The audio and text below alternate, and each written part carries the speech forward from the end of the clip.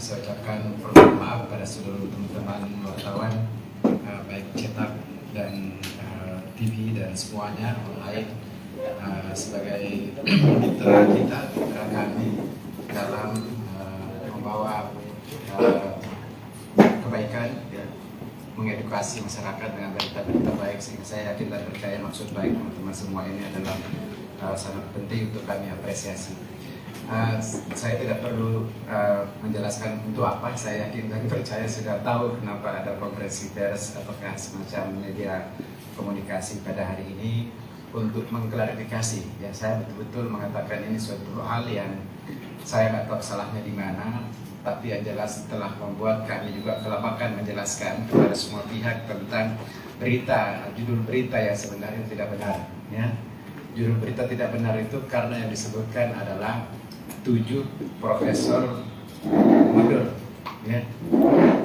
Padahal sebenarnya itu terpotong judulnya, ya. Bukan mundur jadi dosen, hanya mengusulkan diri untuk mundur mengajar pembimbing di prodi S3 manajemen. Kan beda lah, mundur mengajar dari S3 manajemen dan mundur jadi dosen. Memang akan heboh kalau mundur jadi dosen.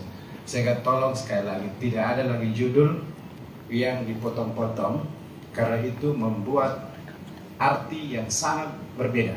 Saya tahu Bapak Ibu teman-teman sadar itu, tapi tolonglah kali ini bantulah UNHAS. Kami berusaha untuk mengangkat universitas ini menjadi contoh, menjadi salah satu penopang dan juga pengawal moral bangsa, sehingga ketika judulnya seperti itu mencederai kami.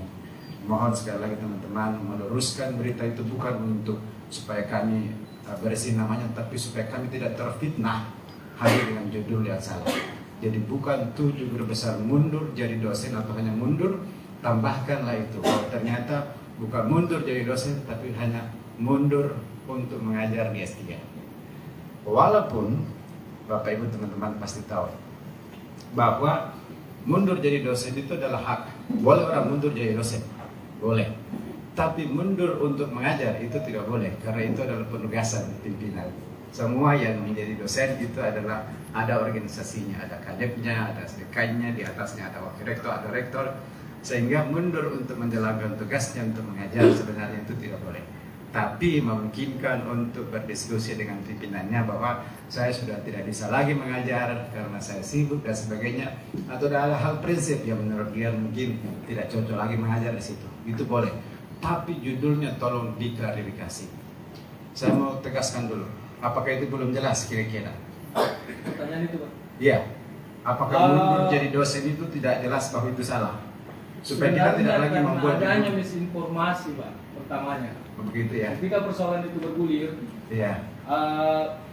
Kita tinggal bisa menunjuk teman-teman secara acak siapa yang melakukan konfirmasi ke Humas Universitas. Iya, oke. Dan pasti Bapak sendiri tahu jawabannya apa jawabannya. Iya, saya tahu jawabannya. Ya, jadi yang kami, kedua, ya. sampai harus ada yang mengkonfirmasi ke Pak Sekretaris Pak Sawedi, Ya. ke Bapak Rektor sendiri, Ya. dan ke guru-guru besar. Ya. Nah, ketika semua itu terjadi, pasti akan terjadi karena rangkainya sangat panjang. Ya. Itu membuat semuanya menjadi bukan Ya. bukan disengaja, miss. Ya. Kalau toh itu tidak membuat Universitas Hasanuddin happy, sangat tersiksa malah. tapi Karena saking itu kenapa? dijelaskan, diklirkan, Ya. lalu didefinisikan persoalan sebenarnya, Ya. misinformasi itu seharusnya tidak terjadi. Ya, sebenarnya kita telah berusaha itu memberi press release, mungkin agak terlambat sih ya. Yes. Ada berita, ada sih konfirmasi saya juga beberapa, karena kan kita itu agak sibuk pada saat itu. Nah, pagi-pagi kita kan ada wisuda pada saat itu. Jadi kan tidak mungkin saya berhenti mau wisuda untuk melakukan klarifikasi. Tapi kan kecepatannya dia memang dahsyat, saya juga akui itu. Tapi sudahlah, Pak Wirsatu sudah menjelaskan sebenarnya melalui detik ya, bahwa ini sebenarnya masalahnya bukan mundur jadi dosen, tapi hanya mundur. Tapi sudahlah, yang lalu biarlah berlalu. Saya pun memaafkan teman-teman media karena saya tahu maksudnya baik ya.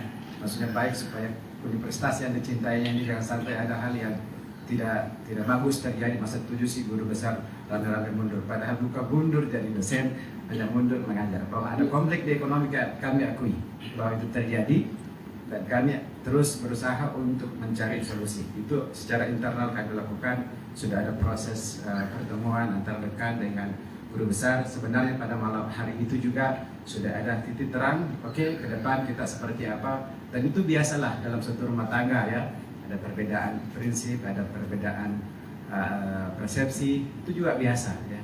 Cuma yang tidak biasa ini karena tiba-tiba muncul di media yang heboh, akhirnya kami kelabakan juga untuk mengklarifikasi di tengah kesibukan kami. Maka pada saat saya harus membacakan akademika pengantar di acara itu pun masih berdering telepon terus saya dari mana semua Pak Dirjen lah, waduh itu konsekuensi dari pimpinan. Tapi hari ini saya berharap bantuan teman-teman memahami betul bahwa kami tersiksa oleh judul yang salah itu, jadi mohon bantulah kami meluruskan bahwa itu bukan mundur jadi dosen tapi hanya mundur untuk mengajar ya. Itu yang pertama. Yang kedua, informasi yang kemudian dihubung-hubungkan. Memang ada keberatan ya dari seorang dosen karena dia tidak diberi lagi mengajar. Itu juga dosen dekan itu boleh untuk memilih siapa yang boleh mengajar, boleh tidak. Tapi kemudian karena dihubung-hubungkan seolah-olah ada pemaksaan memberikan nilai, itu yang kemudian saya mau klarifikasi. Saya sudah panggil dosen yang bersangkutan juga, dan sebenarnya bahasanya itu yang mungkin kita terlalu jauh menghubungkan ya. Akhirnya seolah-olah di UNHAS tadi ada persoalan besar, dosen dipaksa untuk memberi nilai karena dia tidak mau memberi nilai yang benar, lalu kemudian dilarang mengajar dan sehingga dia keberatan. Ini yang saya harus katakan bahwa di UNHAS ada peraturan akademik yang mengatur proses masuknya mahasiswa, proses belajar mahasiswa, proses evaluasi mahasiswa, sehingga siapapun yang masuk di UNHAS itu harus terproteksi. Semua mahasiswa kami itu adalah anak-anak kami yang kami harus didik. Oleh karena itu, karena peraturan akademik UNHAS untuk pasca sarjana, terutama S3 itu, jika ada satu mata kuliah tidak lulus, itu sama dengan drop out. Satu mata kuliah, walaupun semua mata kuliah lulus, satu mata kuliah saya tidak lulus, otomatis drop out. Sehingga tidak boleh dibiarkan kalau ada mahasiswa yang kemudian satu mata kuliahnya itu bermasalah, itu harus dirapatkan. Oleh karena itu, karena yang bersangkutan ini kemudian oleh dua dosen tidak memberi nilai, sementara satu dosen memberi nilai di angka 90-an, maka dekan mengundang untuk rapat, dicarikan solusi.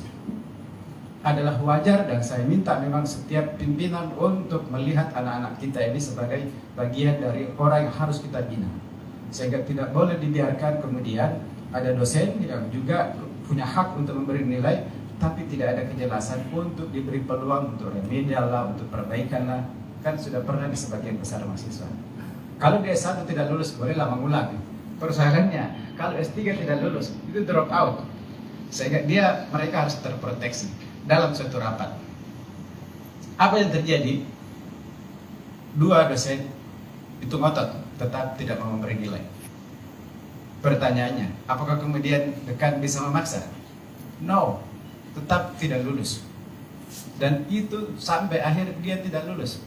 Akhirnya dia harus mengundurkan diri jadi mahasiswa S3. Pertanyaannya adalah, kenapa ini dianggap sebagai dosen dipaksa untuk meluluskan mahasiswa? Padahal mahasiswanya juga tidak lulus. Walaupun dosen sebenarnya, dekan sebenarnya itu bisa mengintervensi, tapi kita tidak lakukan itu. Menghargai juga dosen, tapi kita harus memaksakan, memastikan juga ke depan bahwa hak-hak mahasiswa itu harus terproteksi, terutama mahasiswa S3. Sehingga kami memang lagi membuat aturan yang lebih jelas ketika ada persoalan seperti ini, mekanismenya seperti apa, sehingga kita tidak mudah kemudian mendrop out mahasiswa kami. Saya kira ini harus kita lihat secara jernih, tidak menghubung-hubungkan kemudian mundur dan sebagainya. Apalagi 7 profesor, seolah-olah ada sistem yang bobrok di sini sehingga 7 profesor memundur, padahal itu pun bukan mundur jadi dosen, hanya mundur mengajar. Ya, saya kira yang kedua ini mudah-mudahan juga clear ya. Atau masih ada yang bahkan ada lagi yang menghubung-hubungkan bahwa kalau begitu ada semacam transaksi untuk jual beli dokter. No, UNHAS terlalu ketat. Kami ada yang disebut dengan dosen eksternal, examiner, penguji eksternal, yang kalau penguji eksternal itu tidak mengatakan itu lulus, maka tidak lulus. Untuk memastikan bahwa ada quality control di situ, bahwa tidak sempurna, ya namanya juga sistem yang kita juga masih belajar. UNHAS berusaha untuk menjaga kualitas. Kita dalam proses itu sangat ketat. Ada seminar proposal, ada seminar hasil. ada ujian, semua itu memiliki penguji di luar pembimbing. Sehingga tidak mudah untuk ini diterobos oleh yang disebut dengan jual beli ijazah. No, hampir tidak mungkin terjadi di UNAS. Bahwa itu penting menjadi kritik, saya suka itu, tapi tolong jangan menjadi tuduhan. Bahwa perbaiki kualitasnya, saya suka itu. Ayo kita tingkatkan kualitasnya karena UNAS harus menjadi universitas yang berkualitas. Karena memang kita juga akan meningkatkan standar kita menuju standar yang lebih mengglobal, bahkan standar internasional.